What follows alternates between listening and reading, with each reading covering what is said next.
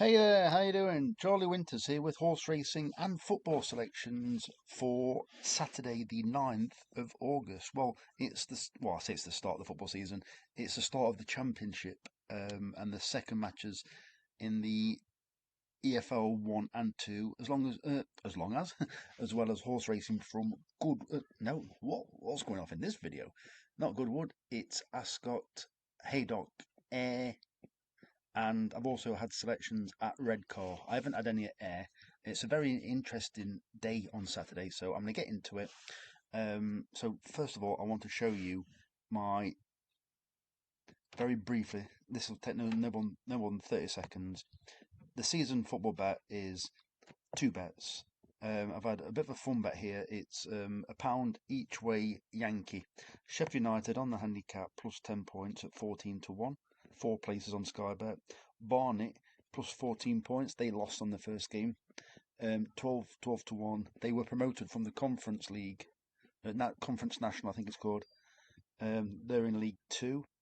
Alfie Mate with top goal scorer in the League 1. I do believe that I've read somewhere throughout the last 5 years, he scored 20 goals, I believe, or 15 and above, something like that. It will be competitive. Is Huddersfield Town's main striker, and he scored, I believe, a penalty on the opening day of the season. And then finally, Wolves with a 39-point start in the Premiership on the handicap. So those are the first bets. The other bet is, and you can't really see this properly, so 1 second.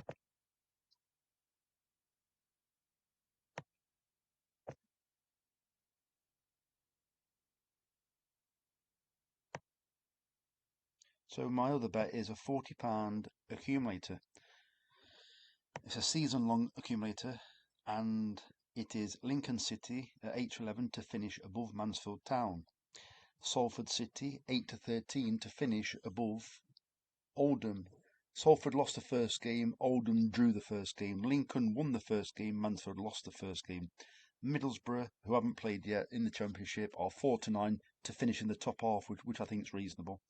And Brentford, who have lost or could be losing more players, but have lost a few already, Brentford to finish in the bottom half. I don't think they've reinvested, and the chance in it with a new manager with very little experience. Can't remember his name. He used to play for Blackburn years ago. Keith Andrews, that's his name. So where did I pull that from? So let's get on to the horse racing. Right. So sometimes I like a Goliath each way, but sometimes I have to look for a final two that I fancy, but two that I've had to look round to try and sneak in. Today's or tomorrow's or Saturday's, whatever day you're watching this, um, they're all very interesting selections. I'm going to try and go through them one by one, but I'm going to keep it really brief. Otherwise, this video is going to take for ages. So it's a 5p each way Goliath. I've left all the prices. There's no huge prices, but there's no shorties either. So the first selection in the 5p each way Goliath is Dream Composer in the 135 at Ascot. I'm going to keep this really brief. So what I'm going to do, I'm going to get the form of the horse up. So it's 5 furlongs at Ascot. And what I did see is when I watched I thought it had frozen. When I did watch the race from last year, is it tended to favour horses that raced not too far off the pace. They came straight down the middle of the track. And Dream Composer is this one here. Also, Katie Davis is from America. I don't know if she's up and coming jockey, but she's very highly rated over there. I don't watch American racing, so I can't say too much. But apparently she's been in the headlines for taking advice off of Frankie. Obviously, Frankie's got a decent record at Ascot. So this is what it's been doing. So what I want to show you is that this horse ran in this race last year, beating two and a three-quarter lengths there. In rear, headway, off a 93, ran to a mark of 100 on the Racing Post rating. It's off tomorrow is off 91, so it's £2 lower than last year. He's had the same preparation. So what's happened is on the 3rd of August 2024, it ran at Goodwood. Is it the Stewards Cup? Yeah, Stewards Cup. Only beat one home, tailed off in that race, off 94. Funny that. 18 of 20 this year around, this time around. never involved. Not quite sure what's going off there because it's got an okay record at Goodwood. But so look, let's look for the run beforehand. So the run before Goodwood was Pontefract, ran an absolute cracker. If it runs anywhere close to that, it's got a right chance. So I wonder what it did last year. So you've got Goodwood there. Then the race beforehand ran an absolute cracker again. So not quite sure what the Goodwood races are for. As in, like, there seems to be a bit of a theme there. But if you go back to its previous run, Pontefract, it's got every chance. I think it's being lined up for this race. The previous races, because it even ran well at Pontefract, look, I think it's just been run on courses that it's maybe become unbalanced on. You've got Chester, Sharp Track, Epsom, Roller Coaster, and then you've got Goodwood, similar roller coaster with a camber. So maybe it's not been handling the courses, although it has ran well over those courses in the past. I think James Evans is a decent trainer. It's drawn nearly in the middle, seven of 10. So the draw won't matter too much. Hopefully it's not too far behind, and hopefully Katie Davis can get a name on the board. So the second selection is one of the most interesting ones, but it's one of the shorter ones. I think it's about 9 to 2. La Vita Nova in the 10 past 2 at Ascot. I'm not going to go too much into this, but what I am going to say is I think it's the dam improved for blinkers. No, it didn't. It improved for cheek pieces.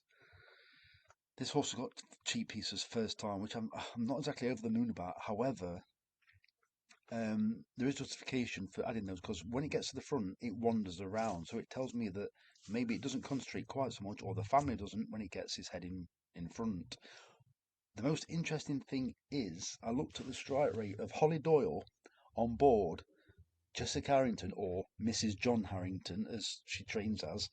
The strike rate, well, it's a 50% win strike rate. Three, three wins out of 6 rides. One of those rides actually came second. So you've got 4 out of the 6 rides that she's had for John Harrington or Mrs. John Harrington have come in the first 2.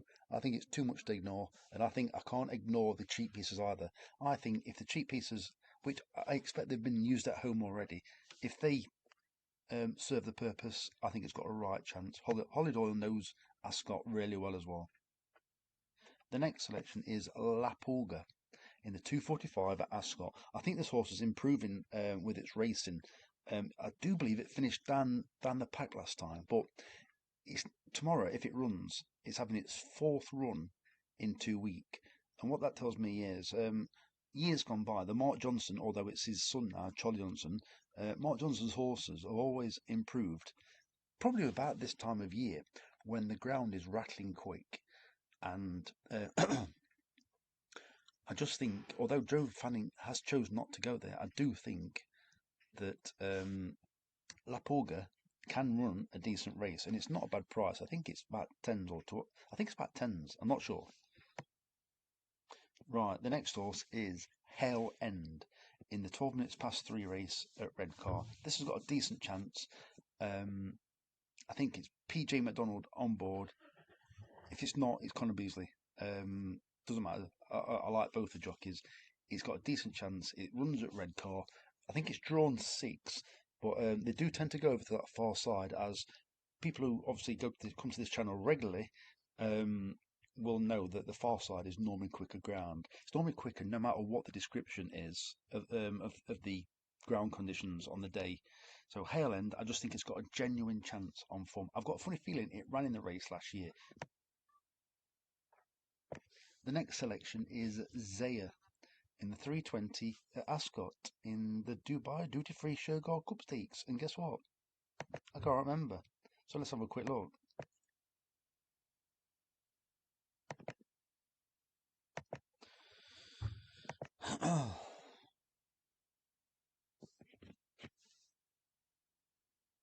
Six furlongs. As soon as I see jockey, I probably remember. Ah, that's it. So this horse is very, very interesting. So I've clicked on it.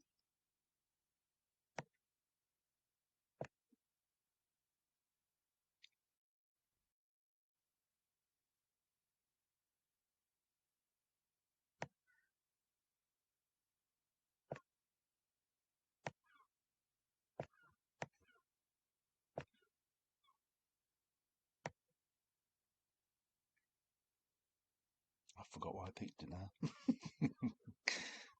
To be honest, it's just in decent form.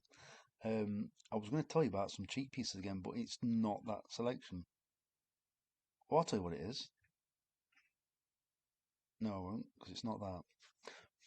I've forgotten. But to be fair, how can you discount it this kind of form? Um, course and distance form still runs well at 3 out of 17. Obvious chance. That may be just the reason why I picked it. It's 11 to 2 second favourite. No, it isn't. It's 9 to 1, which is a crazy price. Right, I think this is the one with the cheap pieces. So the next selection is Boston Run in the 3:35 at Haydock. This is it. Right.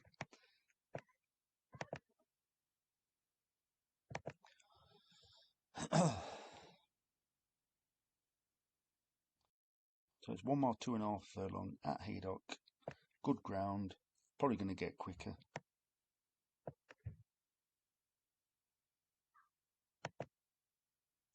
Right.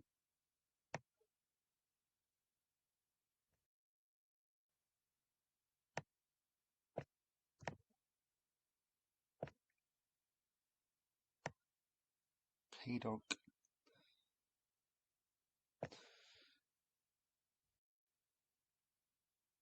Right. Basically, so it's 3:35 at Haydock. What I'm going to say is, look at the 2 runs at Haydock. His very first run, it ran in headgear. Ran a decent race, came second, first time headgear. If you look up, look just there. It then ran in first time cheap pieces, both at Haydock. Today or Saturday, it's got first time visor back at Haydock. I just think it's going to run a better race because of the headgear. Because it seems to like run well with the headgear, and then it seems to get bored of it. Then there's a change there. Look, change of headgear. Gets bored of it. Doesn't run any race since. So does it just need like a kick up the backside every so often? So first time headgear tomorrow. Richard Kinscote used to absolutely mop races up for fun at Haydock when he used to ride regularly for Tom Dascombe. They used to like literally milk races there. So yeah. So the next race is Blueprints. So Blueprints in the 10 past 4 at Haydock. So basically, this 7 furlong horse, it ran down the field at Goodwood. I think it's going to run much better races. Extremely well handicapped, in my opinion. Blueprints finished 1 place, I believe, in front of Ross Collin. Ross Collin turned out the next day and won at Goodwood. Doesn't mean, because I think some also can just do that, but I just think there's more to come from Blueprints. And I do believe, and don't quote me, I think Joe Fanning's on board. Let's double check. I always get confused with the dangers that I've highlighted. So when I say a jockey's on board, sometimes it can be on board a previous peak that I might have fancied. Yeah, Joe Fanning's on board Blueprints. I think it's got a right chance, and I think that basically it had. I won't quite say a day out because it was a very competitive day out, but it was just a bit of a lung opener. And the next selection is a selection ridden by PJ McDonald. I've gone for 2 of PJ McDonald's. I think he's an absolutely cracking jockey. So back tomorrow in the 4:22 at Redcar. I was going to take the price on this, but it's only 11 to 2. I think this has got a right chance. So the first and third favourites in this race are drawn 10 and 11 in a sprint race. So normally it's quicker ground towards the far side rail. However, I think it's good to firm anyway. So, all right, you might get firm in places under the rail. I fully expect them still to head towards the rail because it's genuinely where the quicker ground is.